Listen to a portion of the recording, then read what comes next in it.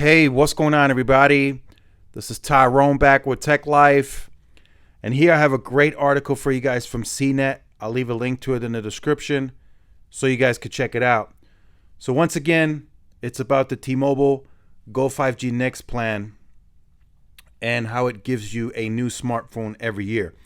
That's CNET's title. So the videos from yesterday, we talked about more of the negatives and positives of the consumer, right? Mostly negative. If you get into this plan, you are going to pay more for the plan itself. You're going to pay more because they're going to upcharge you $10 per line on your free lines.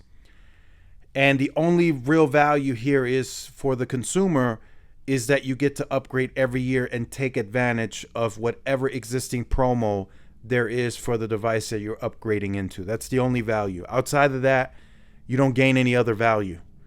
You get the same perks that are already pre-existing with the Go 5G Plus, and T-Mobile didn't add anything else. They didn't increase the hotspot. They didn't add any other additional streaming service. They didn't add a music streaming. So all you get really is just the ability to upgrade your phone every year and take advantage of the existing promo. So what are some of the positives for T-Mobile? You know, we didn't discuss that in yesterday's video. So I wanted to discuss that in this video today. So it's accretive to T-Mobile, of course, right? They wouldn't do this if it wasn't. So as you pay more, T-Mobile, of course, makes more profit. So this is some say it's an ARPU play, some say it's an ARPA play. It's probably a little of both, right? ARPU, if you are a single line customer and you come in, you're going to be paying $100 for one line on the Go 5G Next, right? And then a employee yesterday of T-Mobile's pointed out to me, if you still have to get them onto the insurance, they're going to pay even more for that single line. So that's something to point out as well. Usually in the past, if you get onto the jump, you had to get into the insurance to be eligible to upgrade. That was part of the jump. Now the upgrade is baked into the plan. So if you want insurance, that's a separate cost. That's something that was pointed out to me yesterday. So you're just going to pay more. That's bottom line for the consumer. You are going to pay more if you get into this plan. Now on the positive side for T-Mobile, again, like I said, it's accretive. There's more money to be made by T-Mobile. Now another thing that's positive as well is the consumer trades in their device more frequently. That is a positive to T-Mobile. Why? Because the resale value. If you trade in your device at the 12 months versus the 24 months, the device has more value at the 12 months. It can be sold at a higher resale. So that's a positive for T-Mobile. They're going to make more money off of that device when you trade it in at the 12 months. That's what I discussed with several people yesterday as well. It will have a higher resale value at the 12 months versus 24, no matter how you look at it. That's a positive for T-Mobile because they're going to make a lot more money off of that device when you trade it in mint or good condition.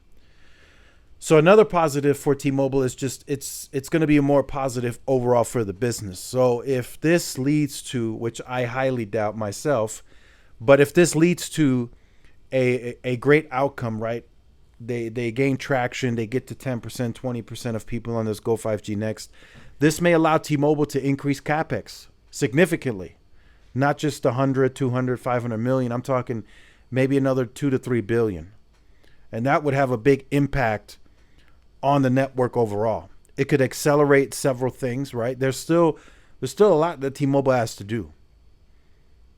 Right, we see the scale of N41. We understand that. We know they're going to get to 300 million pops by the end of the year.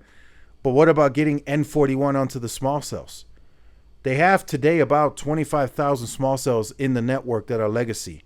They have ODAS systems out there that have to be upgraded. They could, with an additional $2 billion of CapEx, they could accelerate that.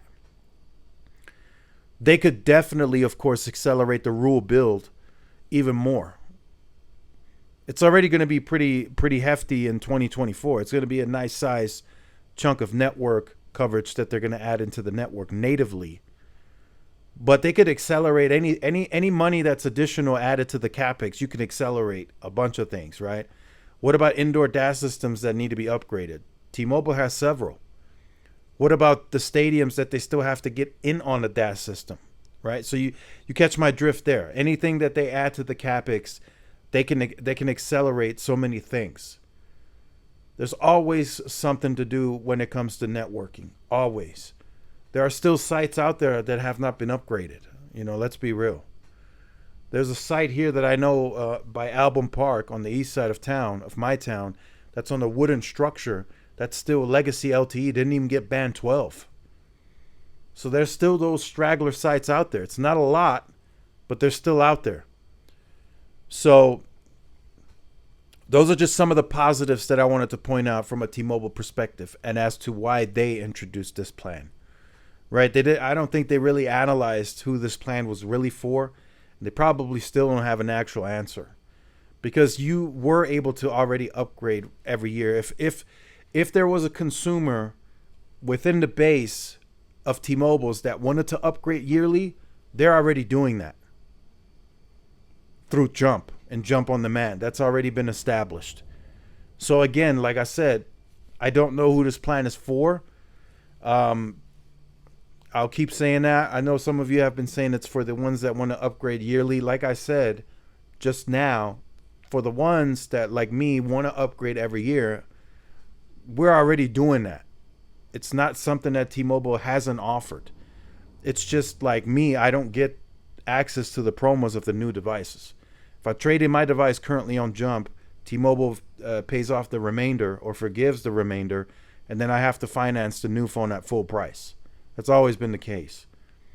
So that might be accretive to me moving to the Go 5G Next if it's not such a huge increase, because I do finance all my devices. I don't see a problem with it because I like to keep everything upgraded on the account because I know the network is moving very fast, and I have a great understanding of how the device can be falling behind when T-Mobile is on the networking side already doing 4, 5, 6 carrier aggregation and the device can't do it. That's holding the device back. So I like to have most of my devices on the account upgraded to the latest and greatest so it can take advantage of the most efficient technology that the network can output. And at one point, right, towards the end of LTE, we were at a point where the phones were kind of ahead of the networks technology-wise. And early on in LTE, that wasn't the case. Early on in LTE, the network was ahead of the devices, and then the devices caught up. Now, once again, the networks are ahead of the devices again. So we're going to need newer devices more frequently to take advantage of the newer technology that the carriers are deploying. Like T-Mobile's deploying already 4 carrier aggregation. Some devices can't take advantage of that. Then they're going to move to 5 and 6 carrier aggregation. No device can on 5G take advantage of that today. So again, pick your poison. Again, like I said, outweigh the pros and the cons. But these are just some of the positives for T-Mobile. So make sure you guys stay tuned for more. Like, share, subscribe, follow my social media outlets. This is Tyrone with Tech Life. See y'all in the next one. Peace.